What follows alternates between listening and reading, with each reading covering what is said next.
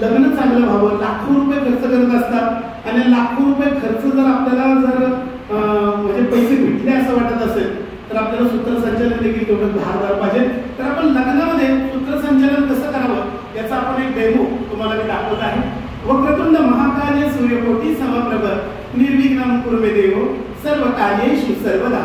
ओम नमो अध्याय वेद प्रतिपाध्याय जय जय स्वसविद्या आत्मरूपा देवा तुझी गणेश सकलार्थमती प्रकाशु मने निवृत्ती दासु अवधानी जोजी।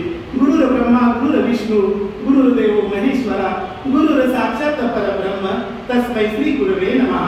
हे ईश्वरा सर्वांना चांगली बुद्धी दे, आरोग्य दे, सर्वांना सुखात आनंदात ऐश्वर्यात ठेव, सर्वांचं भलं कर, कल्याण कर, रक्षण कर आणि तुझे गोडनाम मुखात अखंड राहू दे।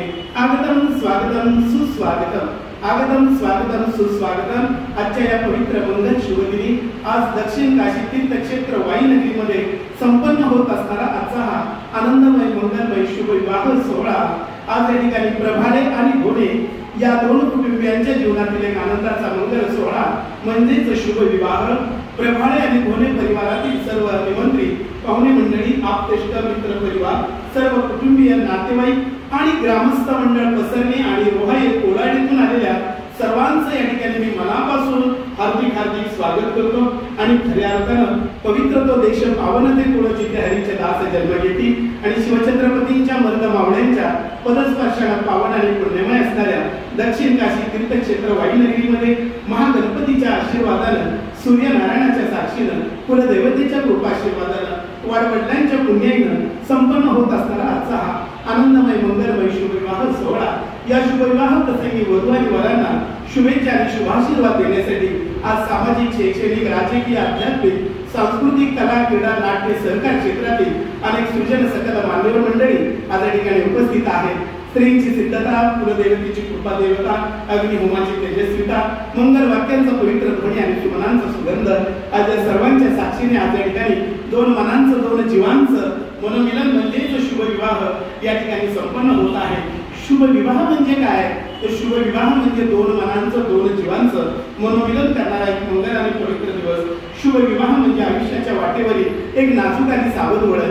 शुभ विवाह म्हणजे ब्रह्मचर्यातून गृहस्थामात टाकलेलं पहिलं पवित्र पाऊल। शुभ विवाह म्हणजे वास्तववादाच्या अधिष्ठानावर प्रयत्नवादाची कास धरीत विकासवादाकडे झेप घेण्यासाठी भारतीय वैदिक संस्कृतीने केलेली एक सुंदर आणि मंगलमय व्यवस्था म्हणजे शुभ विवाह।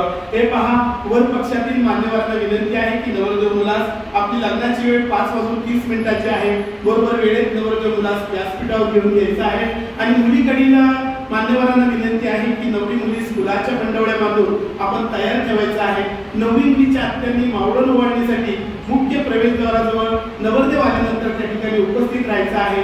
आणि लग्न व्यवस्थापन समितीला माझी विनंती आहे की आलेल्या सर्व मान्यवरांना, पाहुणे मंडळींना आपण अक्षता द्यायच्या आहेत। या शुभविवाह प्रसंगी काही वेळातच मान्यवरांच्या या ठिकाणी सन्मान संपन्न होणार आहे।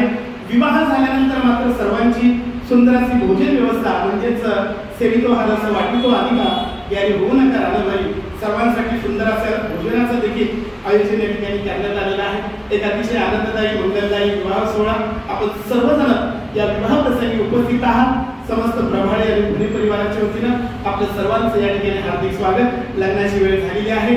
नवरदेव मुलाचं या ठिकाणी व्यासपीठावर शुभ आगमन झालेलं आहे। नवरी मुलीचं देखील व्यासपीठावर शुभ आगमन झालेलं आहे। नवरदेव मुलाचे मामा, नवरी मुलीचे मामा यांनी ताबडतोब व्यासपीठावर यायचं आहे।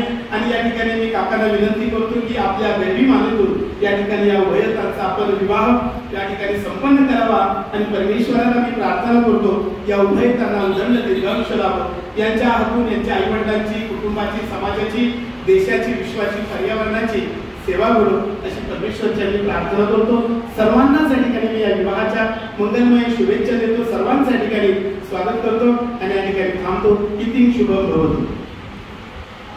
काय बोललो का?